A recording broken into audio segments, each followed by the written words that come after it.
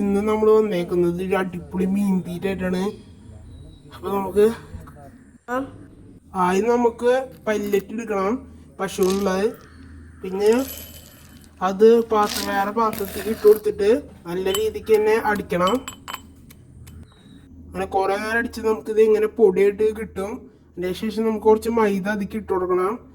ഞാൻ ഇവിടെ 3 സ്പൂൺ ഇടുന്നത്, നിങ്ങൾക്ക് ഇഷ്ടമുള്ള പോലെ ഇടാം. പിന്നെ നമ്മൾ ഒരു ഏരോ റൂട്ട് ബിസ്ക്കറ്റ് എടുത്തിട്ട് നന്നായി പൊട്ടിച്ചിട്ട് ആ മൈദയിലൊന്ന് ഇട്ട് കൊടുക്കുക.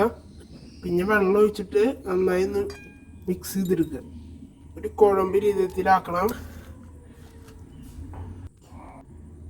അങ്ങനെ നമ്മുടെ ആ രീതിക്ക് ആക്കി എടുത്തിട്ടുണ്ട്. ഇനി നമ്മുടെ ഒരു പ്രത്യേക ഒരു സാധനമാണ് ഇത്.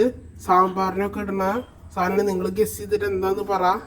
അത് നമുക്ക് ഇട്ട് കൊടുക്കാം. പിന്നെ നന്നായി ഒന്ന് കുഴയ്ക്കാം. കുഴച്ചതിന് ശേഷം നമ്മളെല്ലാം സെറ്റായിട്ടുണ്ട്.